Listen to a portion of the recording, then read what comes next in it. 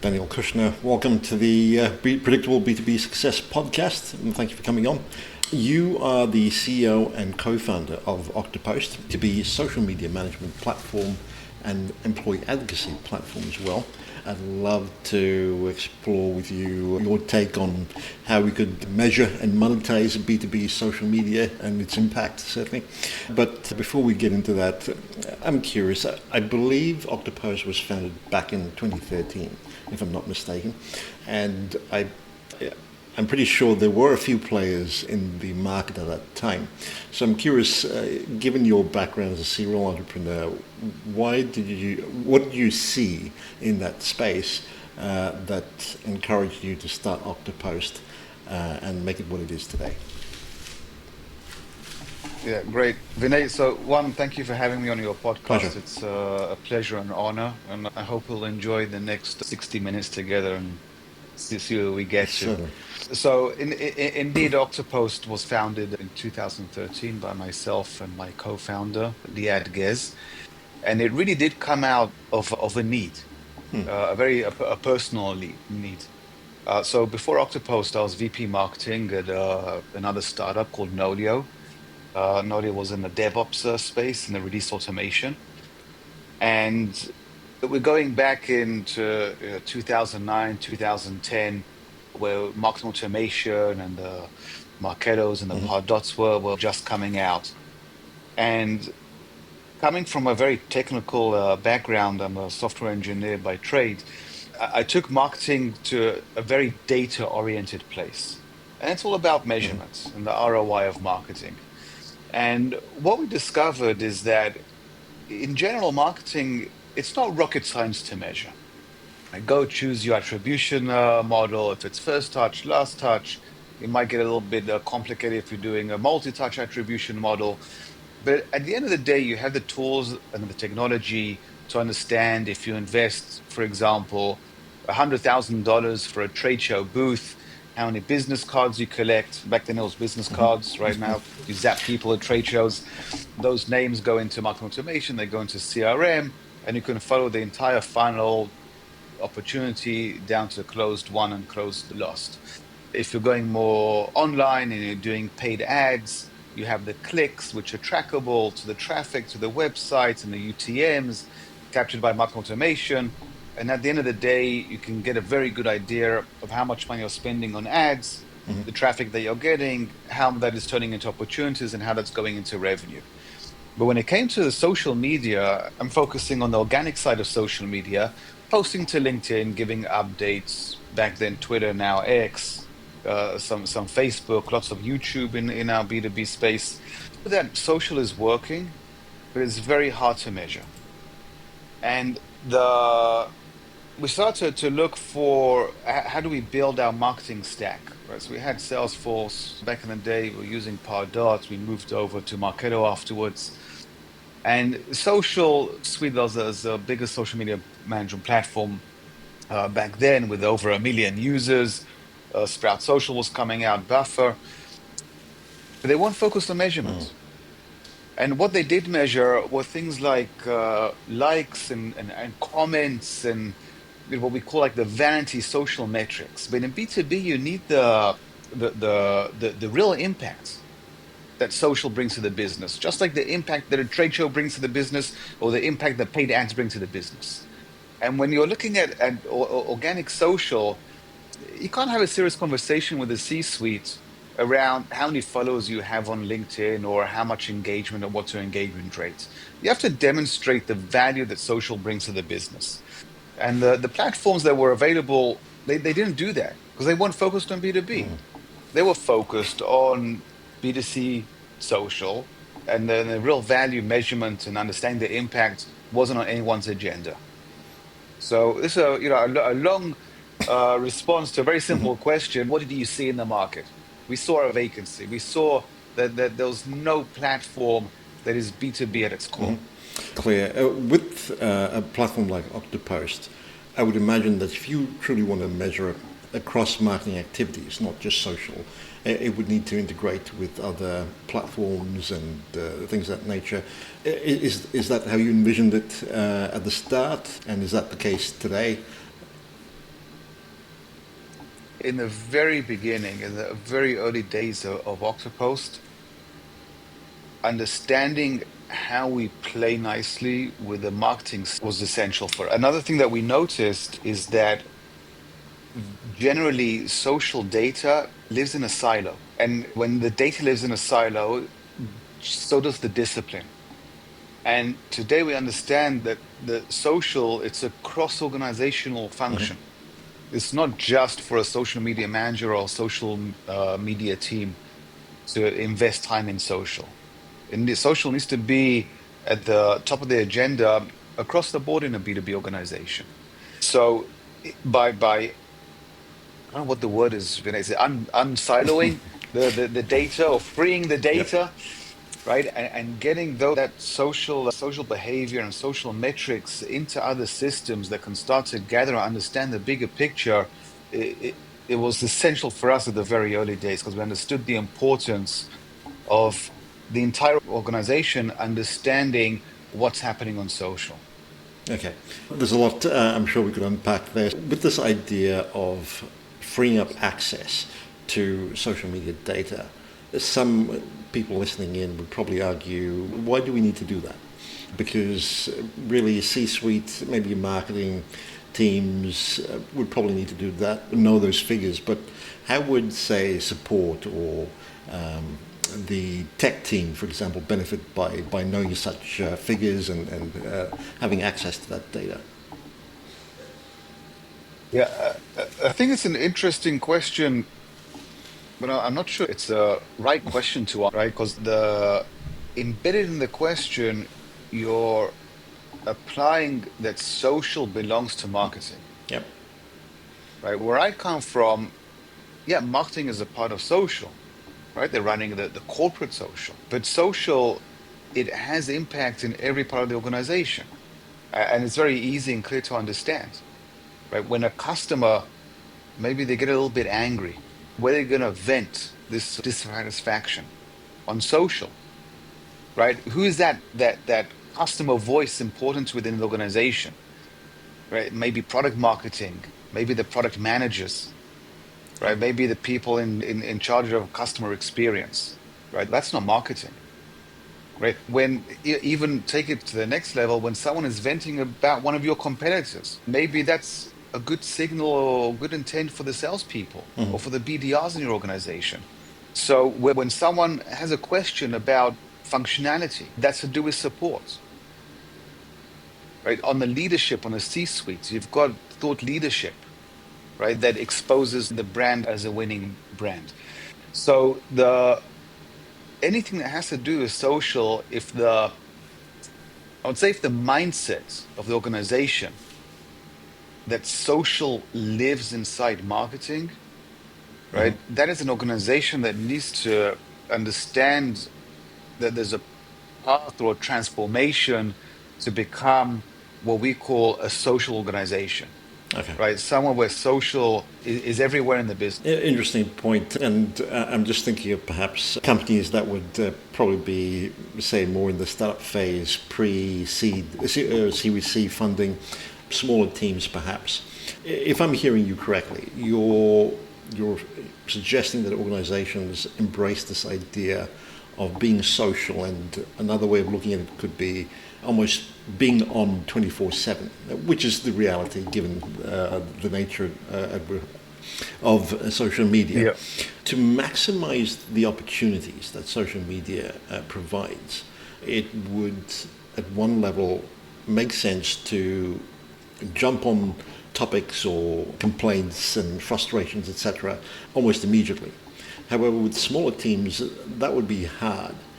What would be your advice to such companies to maximize their ability to harness social media? Yeah, so there are a few things. One, it's you have the tool sets and you have them. Now, my entire career is in smaller organizations. I think the largest company I ever worked for was like 400 employees. So this is, I live and breathe the startup and the growth. These Sure. are the most exciting parts of an organization. And this is where I see that the employees are the most engaged, right? Because you're not a small, gear in this huge machine, and every single person has huge impact. So when it comes to being on, as you mentioned, right? First of all, you need to understand like what tools can you have that consolidates all the social. It's normally or commonly known in the industry as an inbox, social inbox. And then just like I described how marketing is involved with social, but social is not just marketing. Also, this social inbox, right? Everybody in the organization can help monitor and can help respond and build that trust. Yes, it can go to a social media manager, but if they're on vacation or on sick leave or it's in the middle of the night and someone else is there, someone else is awake, there's no reason not to respond, Hmm. right? Because m many times that engagement on social is not for the social media manager. It's for the support team or for the sales team or for the BDR team or for account, it might be a customer, so it goes to an account manager.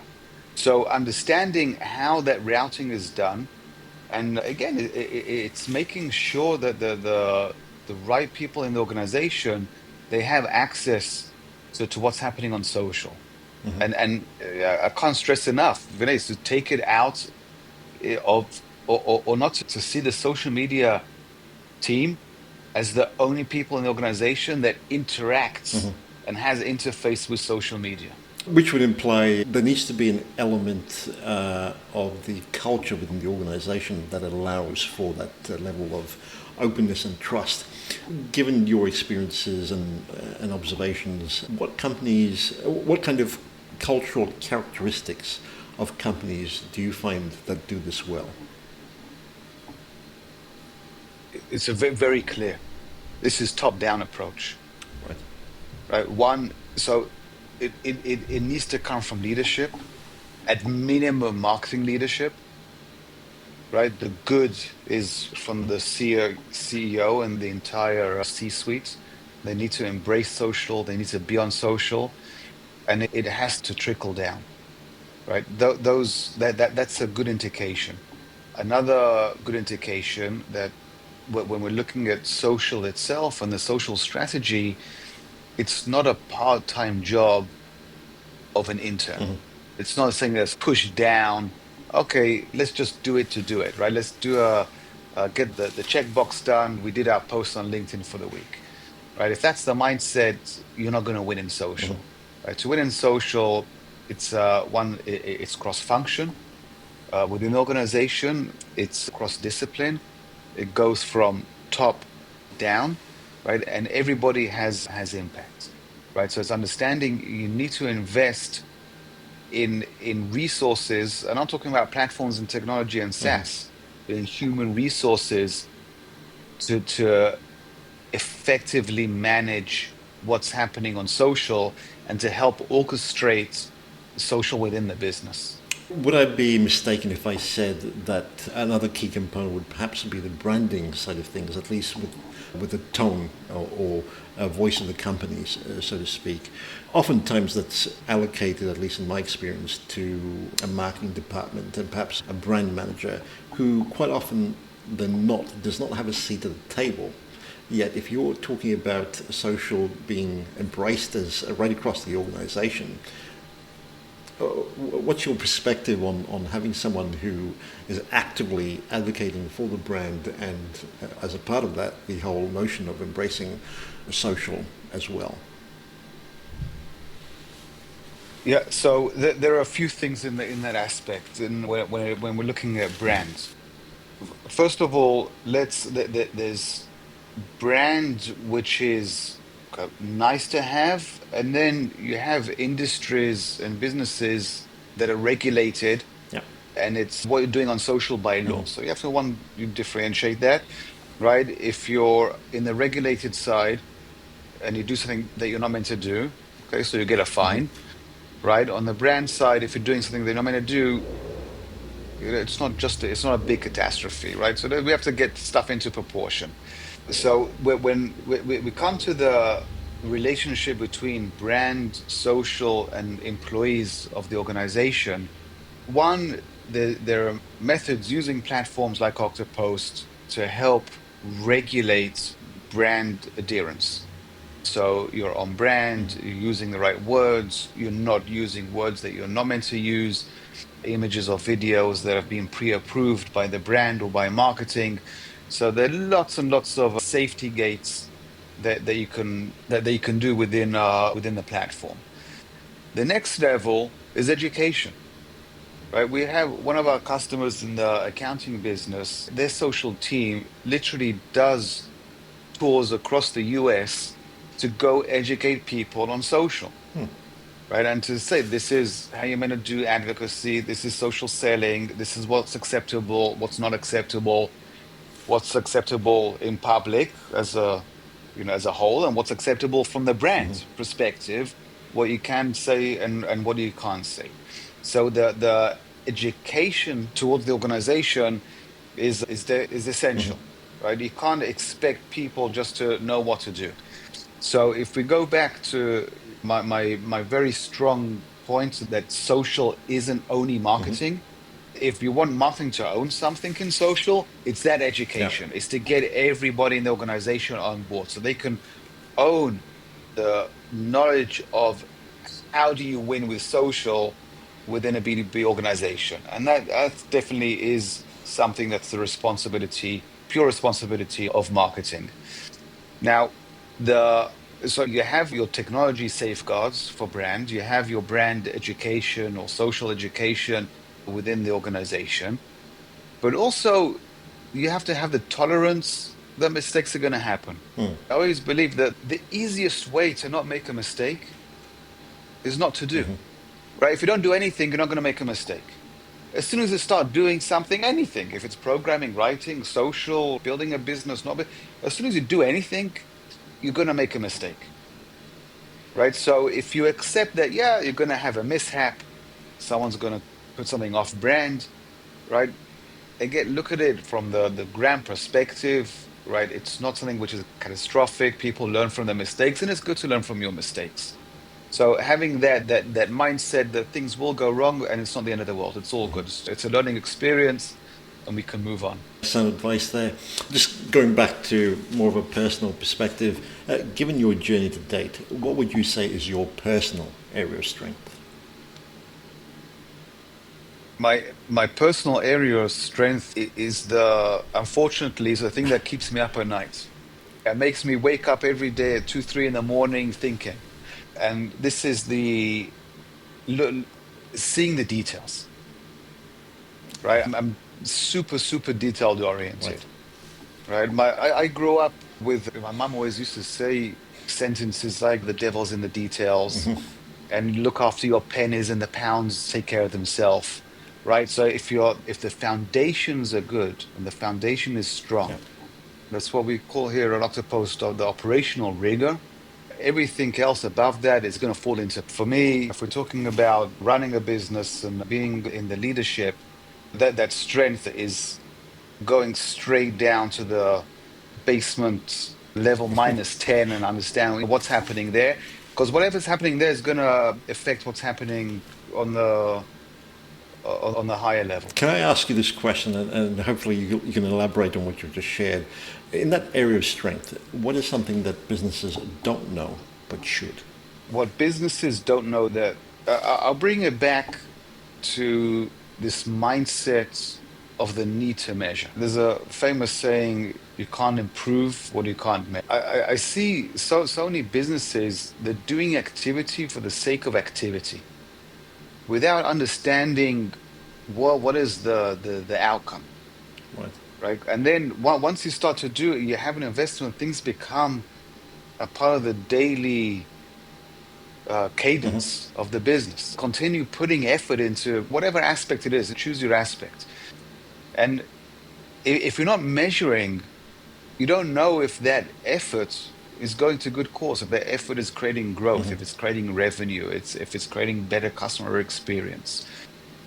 So I see so many businesses with this lack of measurement, and that also it comes from a place where many times there's lots of, in my opinion, I might be too harsh here, but there's lots of celebration on activity, because you can measure Yeah. activity, right? In my opinion, there has to be more focus or more celebration on the results.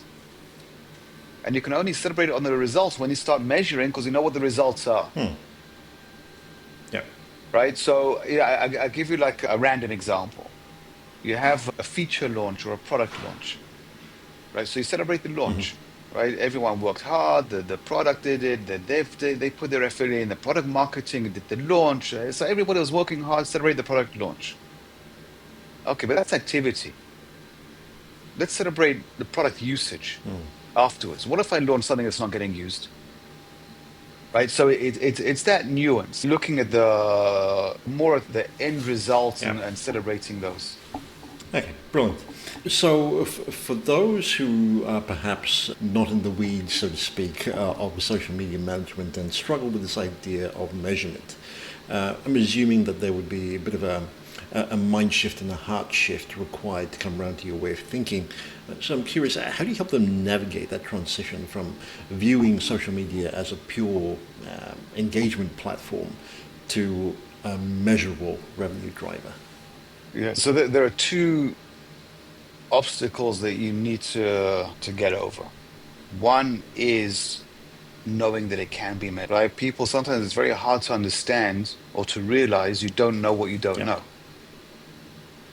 Right? So if you're in the mindset that social can't be measured, why even have the discussion around measuring social? If all you can see is the likes, shares, and comments, and that's your understanding of the art of the possible. So the conversation ends there, unless you then understand, oh, we can measure social. And me as an executive in marketing, what do I want to measure? Do I want to measure leads, pipeline, influence, revenue? Pick your business metric and then understand how you tie social. So that's one thing that we need to get over. The second thing is, do you want to measure? I see that there are people who might be scared to measure. If Yeah. I'm if I'm in my job and everything's fine and no one's measuring me, I'm having a great day, why do I want to add a magnifying glass to my performance? Right? It's counterintuitive, right? So it takes, there's lots of bravery, right, to stand up and say, you know what, until now, we've been looking at maybe no metrics or fluff metrics. Next month, I'm going to promise we're going to look at real metrics and see the real impacts that what I'm doing brings value to the business. Right? It's a very hard move for some people, but in my opinion, that's what needs to be done. If we go back to organizations and we look at the last 2 decades, right? So we've been through a few cycles, booms and crashes and dot coms, and the market goes up and goes down. And when the market goes down, everybody starts cutting headcounts and laying off people. Who are the first to go? Marketing or sales? Marketing. Yeah. Marketing, Yeah. right? They're the first to go. Why? Because in many cases, they weren't showing the real dollar value that their effort brings to the business. For the sales, it's simple, right? This is I signed $1 million in deals this month, right? You can't argue with that. Yeah. But that's what they looked at every single day, their pipeline and the revenue they bring. And this is why it's so essential for marketing to constantly show the value that they bring. And that's on the measurement side. Now, when you start to understand that you can measure, then you understand that you need to measure, the next question is, okay, what am I going to measure? And we have to bring those metrics as much as possible close to the business. Right? I think I established already, right, in the half hour that we've been talking, that looking at likes and shares is a little Yeah. fluffy, in my opinion, and we have to start looking at core business metrics. But it has to make sense. It has to be close to business.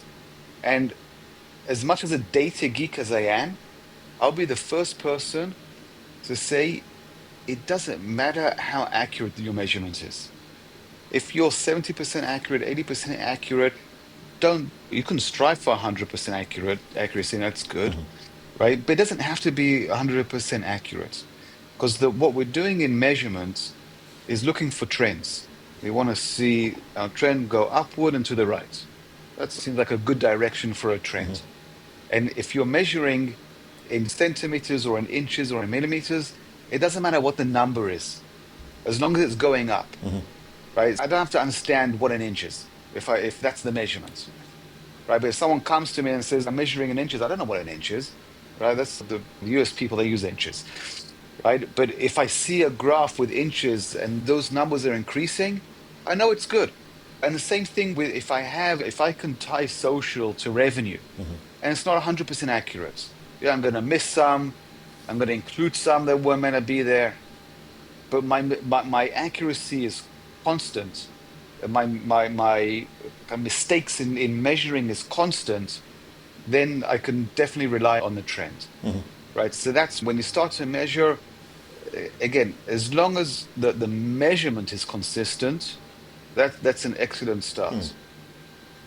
And when we talk about measurement, one thing that really gets to me, and this is maybe a little bit personal, is when you start uh, to lose dimensions when you're using rates, right? So we all heard in social engagement rate, Right.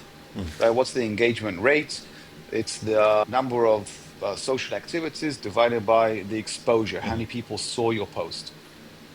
And an engagement rate is a very popular measurement. But when I take it to the mathematical side, what's a rate? A rate is a percentage. A percentage is X divided by Y. And you're taking two numbers and you're creating one number. The way that I say it, you're losing a dimension of accuracy. And why can this be very confusing and misleading, which is very dangerous when you're looking at data and you're being misled? An engagement rate of 80%, it seems better than an engagement rate of 20%. Right? If I ask a social media manager, do you prefer 80% engagement rate or 20% engagement rate? Anyone will say 80% rate because it's higher Yeah. up. But then we have to drill down and look at what is that comprised of? Is the 80% 8 likes where 10 people viewed it? So you got 10 views and 8 likes. Where the 20%, it might be 400 likes on, I can't do the math this quickly, on how many thousands of views, right? So the numbers are much larger, but you've got a smaller percentage of people engaging, right? I'll take that 20% any day because I've got bigger exposure, right? And the number of likes or shares or comments could be way bigger, although the percentage is way smaller. So misleading data can be extremely dangerous. Then again, and you can drill down, and it's what we call like analysis, paralysis by analysis, right? Okay, so you got the engagements, but how do you know those are quality engagements? How do you then take that down to are those people engaging, converting into leads? Are they getting into my pipeline? Are they influencing opportunities? And that has to be followed down.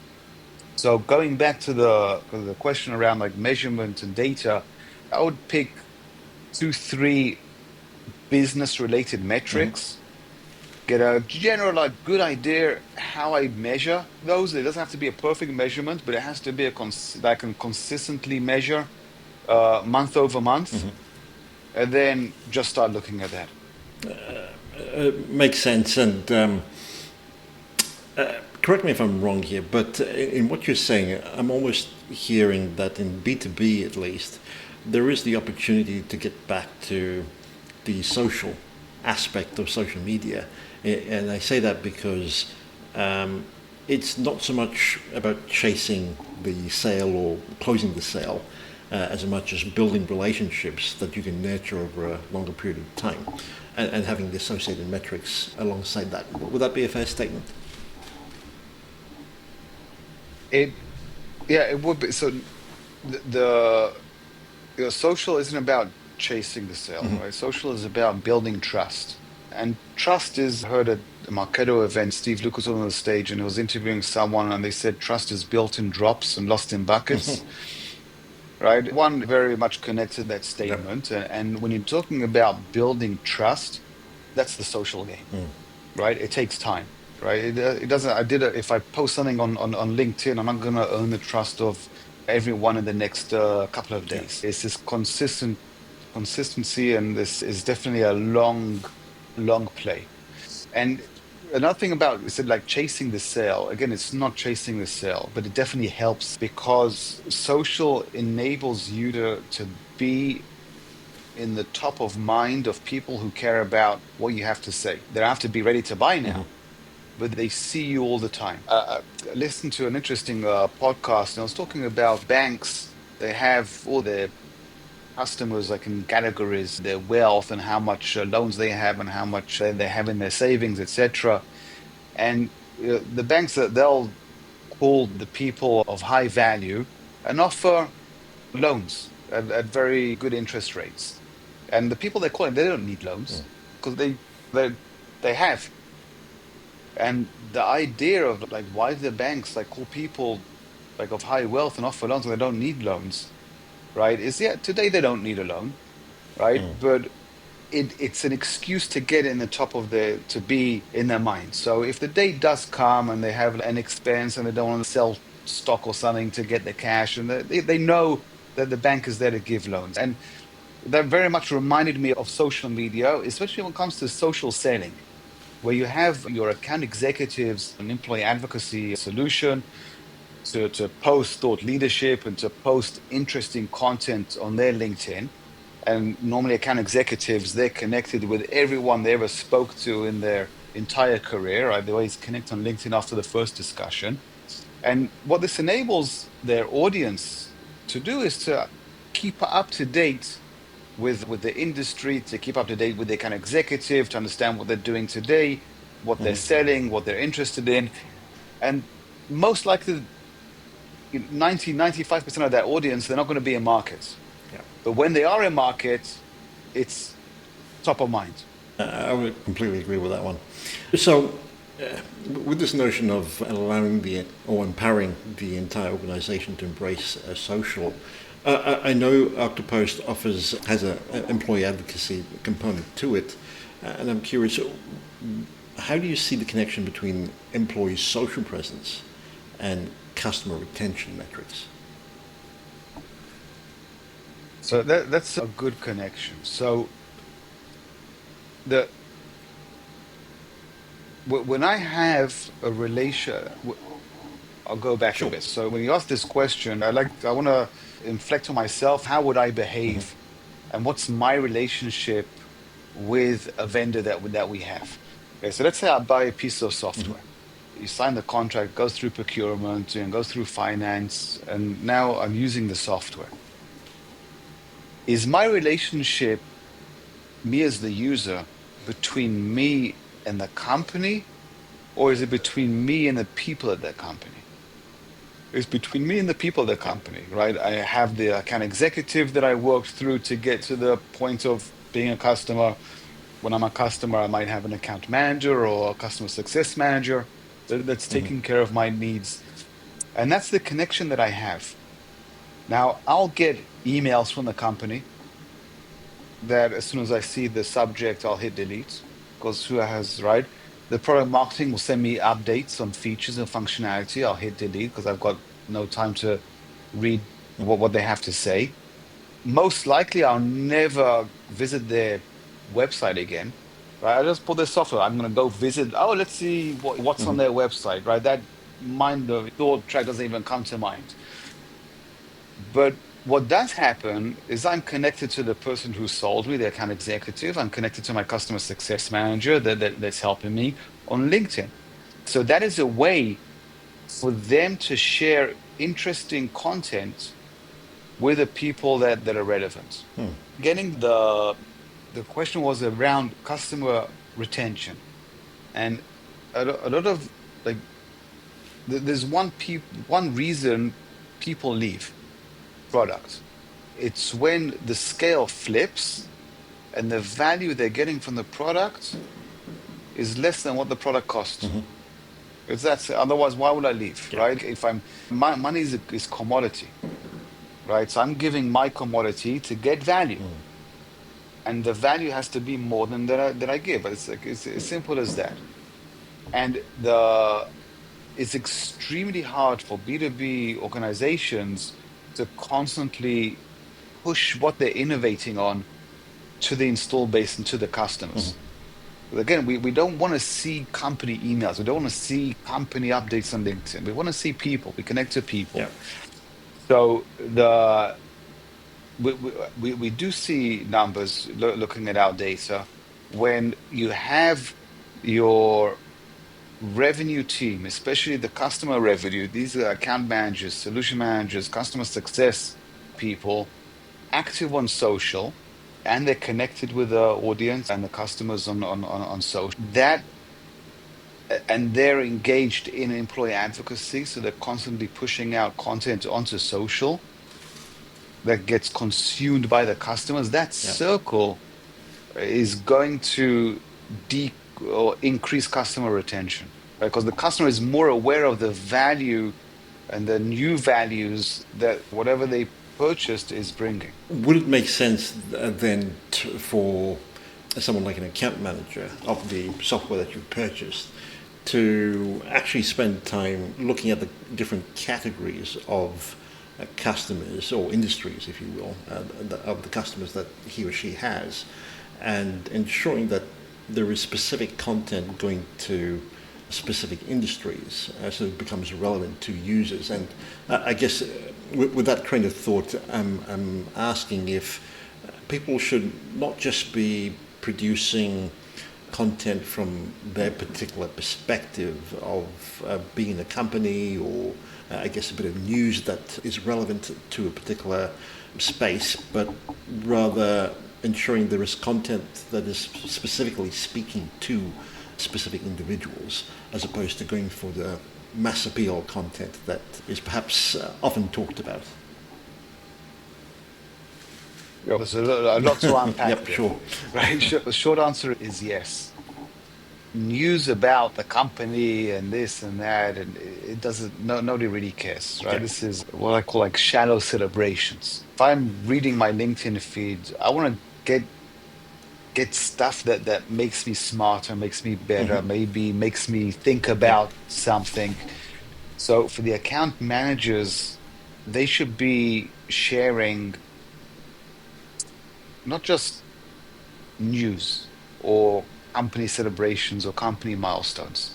They should be sharing information that makes their customers smarter after reading, right? So that's the mindset. So again, using advocacy, a lot of this content is not only created by the product marketing team with help with social to get it through their advocates, and then this could be maybe some reports that could be interesting that can get them thinking like what else could they do in their domain, and have the account managers push that onto social. By the way, when it comes to advocacy, not everybody is gonna be super excited about social. That's fine, right? You can't have everyone cheering at the top. So you might have account managers that are sharing content as is. So they're getting content through the advocacy that's coming from marketing, and they're hitting a button and that gets shared on social, and that gives additional information to their customers. Then you have the next level of account managers where they'll take that content, edit the words, make it their voice a little bit more. By the way, we'll see lots of AI coming into that play, I guess sooner than later. And then you have the third level where the content is actually generated from the account managers, right? So they're not taking curated marketing content, but they're actually generating that content, and that that can really only happen and have strong impact when account managers are industry or sector focused. Right now, Okay. what does that mean? So if I look at that Octopost, our account managers, they run a book of business. They have X amount of customers.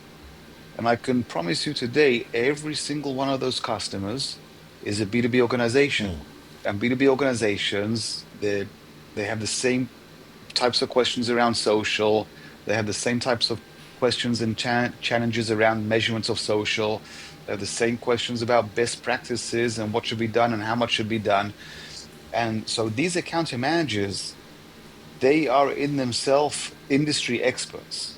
and they can share knowledge among their entire book of business, who are all B2B organizations, right? And I'm thinking, if I go back and again to self-reflect, if I'm a customer of a software that sells to multiple industries, when I talk with my account manager, what are they going to share with me? They'll share features and functionality of the product. But what's really interesting is how other people are using the product, how Yeah. other people are getting benefit, how other people are winning. And if my account manager can give me that information, right, that's success. So it can be done one-on-one during business reviews or what have you, and it can be done in the broadcast mode using social.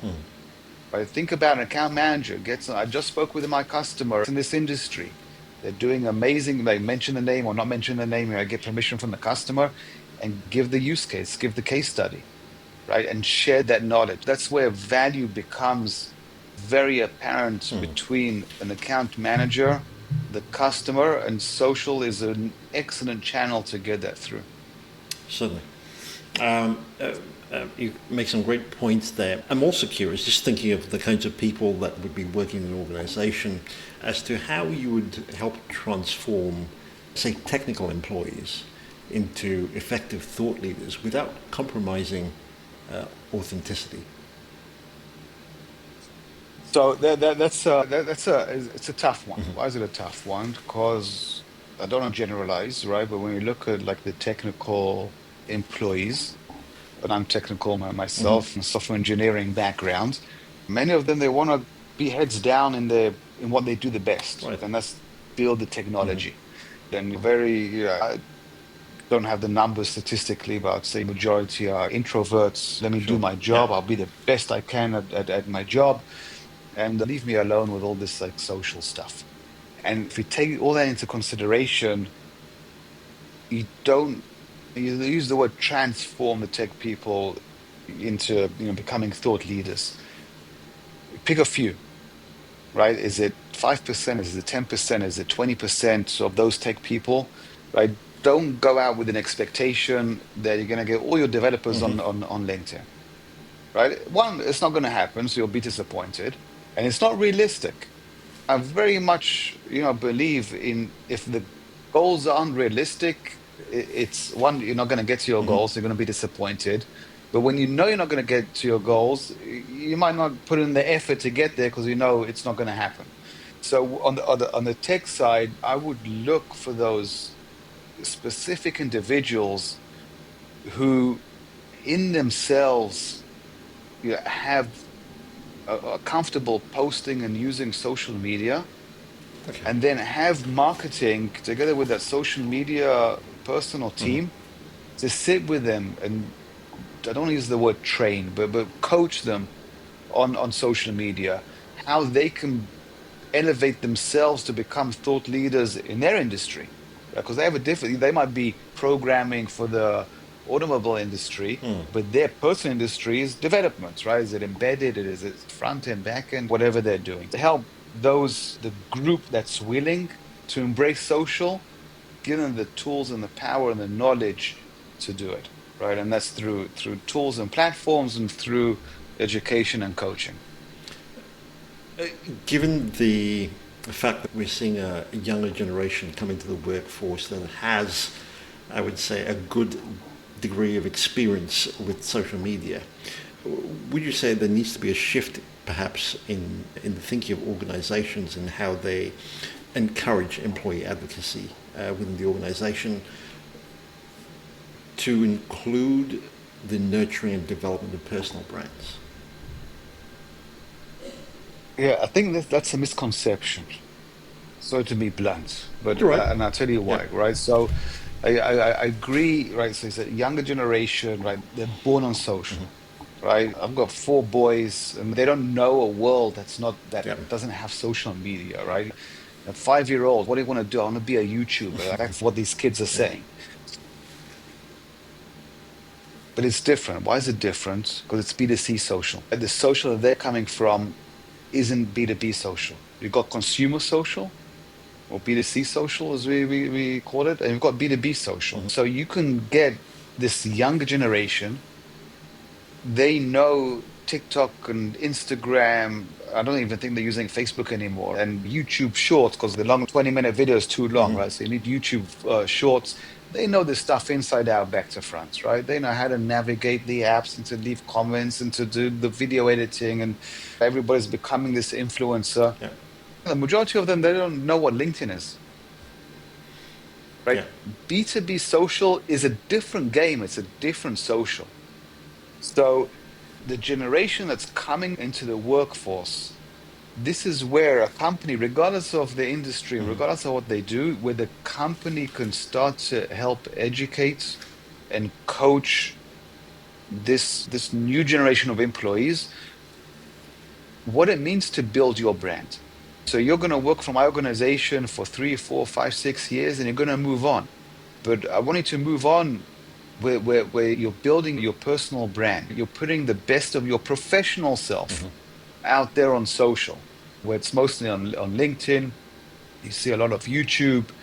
You might see some like professional like TikTok videos as Yeah. well, right? But again, it's not the fact that this generation was brought up on consumer social. It does not mean they understand B2B social. Food for thought there. Much appreciated. And Sorry, you were going to say something? no, I was thinking about like Yeah. it should be like illegal to say the word social by itself, right? So it's either B2C social or B2B social. Like what social are you talking Okay. about? Yep.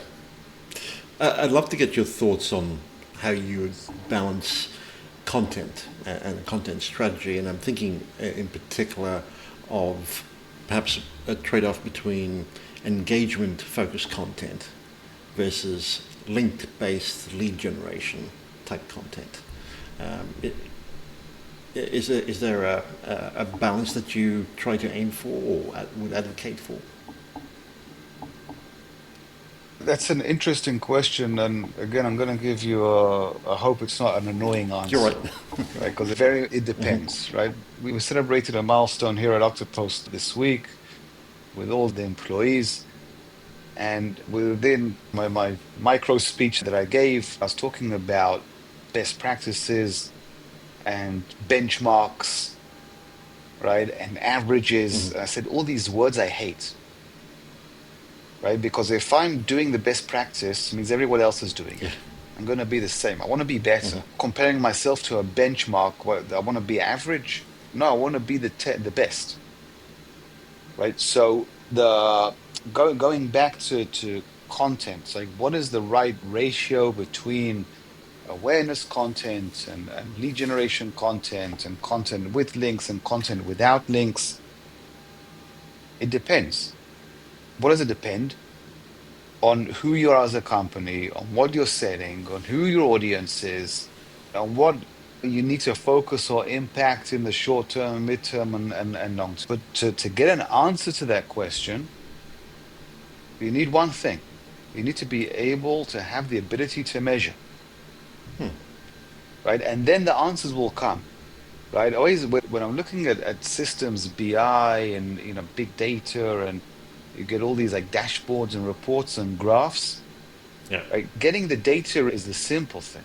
It's knowing what question to ask, right? That's where the real magic happens. So and you asked a very interesting question. Should I be doing this type of content, that type of content, right? And to start not getting the answers, to start asking the right questions to get to the answers, you have to start at the end. Okay, what do I want to impact? Like, where do I want to influence by using content? And then start rolling back. Okay, so if I want to influence that, how do I measure it? What metrics should I be looking at? And then you'll get to that right answer. Certainly. I have to ask you about AI and its role in the scheme of things, especially social media. Yeah.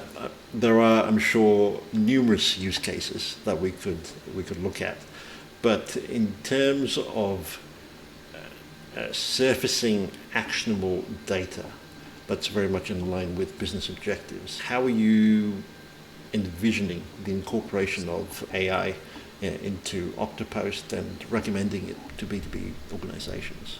So there are two things that we have. So one, all the generative AI helps you create content and right that we have, and it's like it's become a commodity Yeah. today.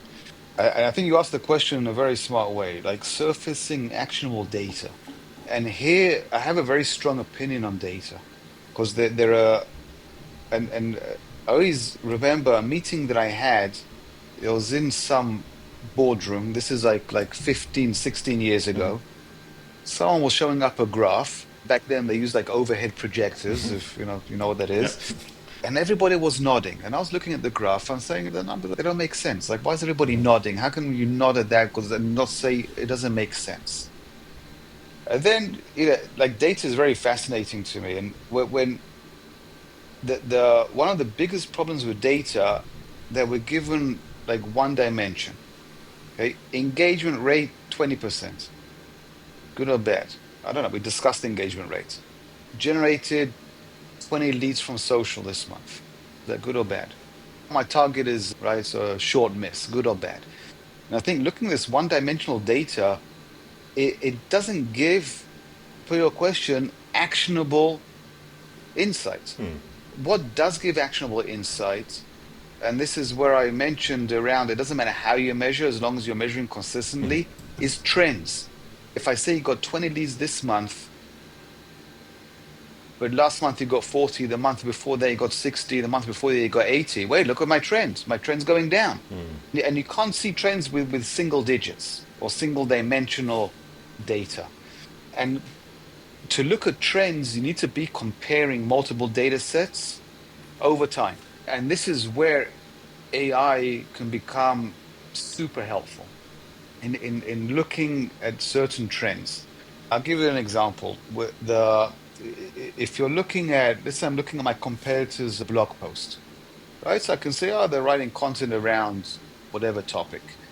How hard is it going to be for a human to take all the blog posts in the past 3 months, categorize them by topics and keywords, and see if there are any changes or shifts in the keywords or topics my competitor is writing about? That's a big task. For AI, this is simple, right? So that's where that power of AI when it comes to surfacing data, it's looking at shifts and changes in trends over time. It's very easy for AI and machines to compare large data sets. And then the second thing where AI is going to have a huge impact on social is AI agents. With Right. that, Vinay, we need a whole new podcast around AI agents. And I'd love to get you back on and discuss that as well. But for now, Yeah. thank you for sharing that. I'm looking to wrap up here, but in the space of measuring and monetizing B2B social media impact, are there perhaps a couple of areas that you find doesn't get talked about very much? If so, what would they be?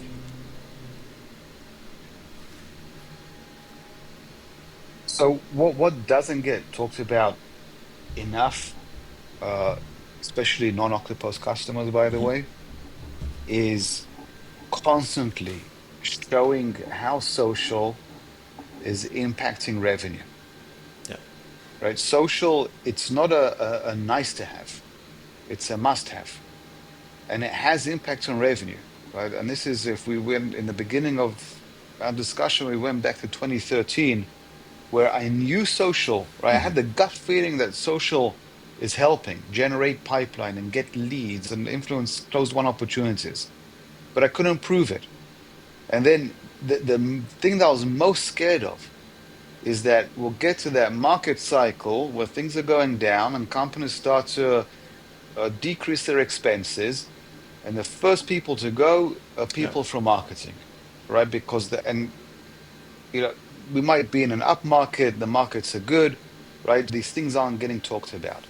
Just like in sales, they're constantly proving the value that they bring to the organization, so must marketing and especially social media, right? We're not talking about social media as a revenue driver enough, right? It has to be on the table and has to be seen. It's not the likes and shares and retweets and oh, I got 80% conversion rate on a cool video that we did in the office. Right? That's Yeah. fluff, right? Show me business. We're in B2B. And this would be a bit of a recap, and I'll ask you the question this way. If you were listening to this episode, what would you say would be your top takeaway? My top takeaway would be that B2B, that social should be illegal to say alone. It has to be either B2B social or B2C social, because they're different things. That's number one. Yeah. And number two, you have to start measuring, Mm-hmm. right? One, understand it can be measured. Yeah. Okay, we're here to prove it. And it could be scary to measure stuff that you were never measured on before, and that's okay, because you need to showing the value that you provide to the organization is, I think it's critical for every employee, right? You have to show the value that you bring, because again, we're looking at market cycles. It goes up and goes down. When it goes down, you want to be the value generator. Terrific. And if listeners and those watching are curious, want to find out more or connect with you, where would you recommend they head to?